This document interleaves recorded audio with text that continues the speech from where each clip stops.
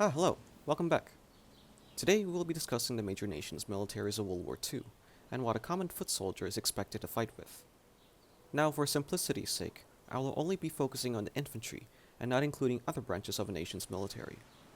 I will also be dividing this documentary into a series of videos, each focusing on a specific nation and the equipment used by them. Anyways, sit back, relax, and enjoy. Let's go.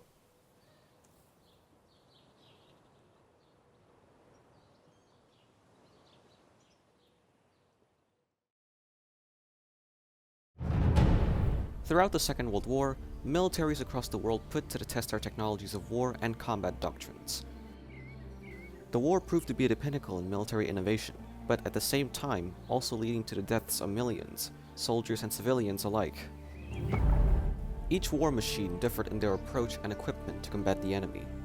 Some were better, while others lagged behind. But in all of them, the infantry make up the backbone of their army.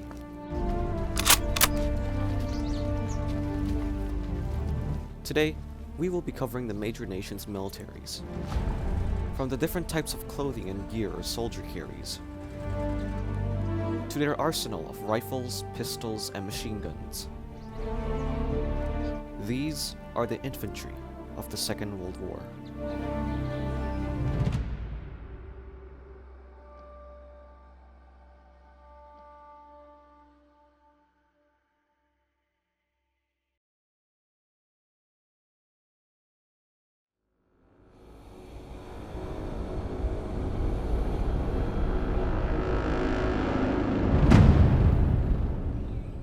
The United States military was the unified armed forces of the United States of America.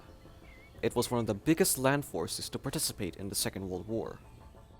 It primarily fought in both the Western Front against Germany and Italy, and the Pacific Theater against Japan. The United States adopted an isolationist policy after World War I to avoid getting involved in international affairs. As such, its military was not geared for war and received a small defense budget. In 1939, the United States military totaled over 334,000 personnel in all of its branches. These were volunteers, as there was no military draft in place at the time. However, that all changed when in 1940, the United States introduced conscription, despite not being at war. When war broke out in Europe, the United States was neutral at first, but did send military aid to the Western Allies. This culminated into the Lend-Lease Act of 1941, when the US became directly involved in the conflict, and would later encompass aid towards the Soviet Union, who shared a common enemy, Germany. A US Army soldier in 1941 was typically issued the following: the standard issue M1941 field jacket, M1923 rifle pouches for the M1 Garand rifle, a bandolier for storing additional ammunition, M1928 haversack, an entrenching tool, and canteen. Also, beginning in 1942, they were issued the M1942 first aid pouch. Soldiers wore the M1 helmet as a protective headgear. In the later years of the war, the US Army began issuing the M1943 field jacket, an upgrade to the previous M1941 field jacket made from wind-resistant cotton. These jackets were first issued to army units fighting in Italy. US soldiers throughout Europe would not be issued the M1943 field jacket until late 1944, due to shipping delays.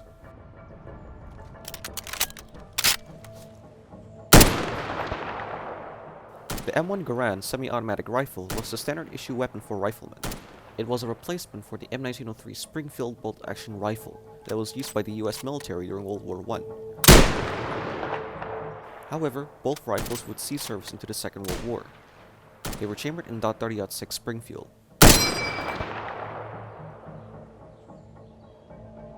Another noteworthy gun issued to soldiers is the Browning Automatic Rifle, or BAR.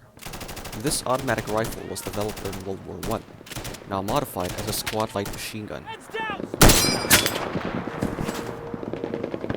Each American rifle company was assigned a 3-man BAR team, and soldiers were taught on how to operate the gun, shoot the gun or die during combat.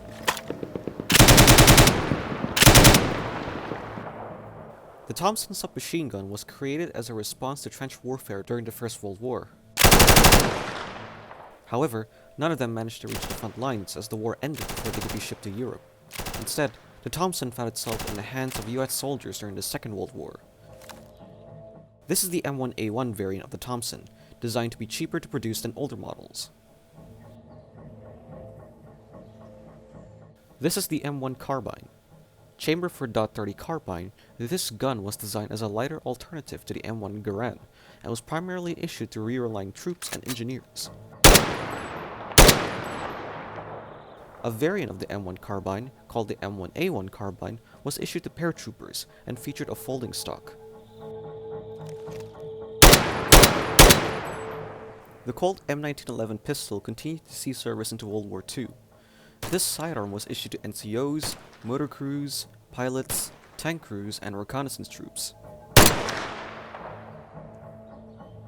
Now we have the M1919 Browning. This air-cooled machine gun was intended to provide better supporting fire for an infantry squad, more so than the BAR.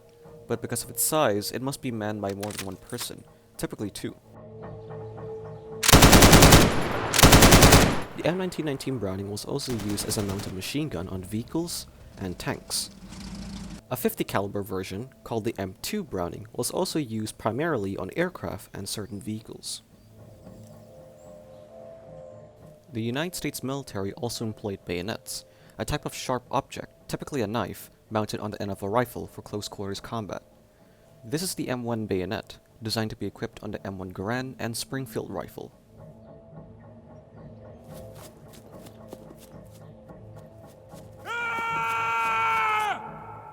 The US military utilized the Mark II fragmentation grenade.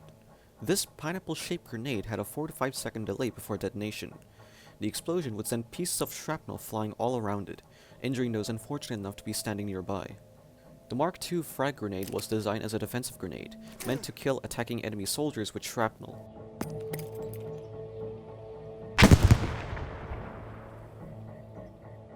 Beginning in 1942, the US military issued the bazooka, a metal tube which fired a rocket capable of damaging tanks and fortified positions. It was to be manned by two soldiers, one firing the bazooka and the other acting as a loading assistant. Firing! This is the M1A1 variant, which, just like the Thompson, features a simpler design.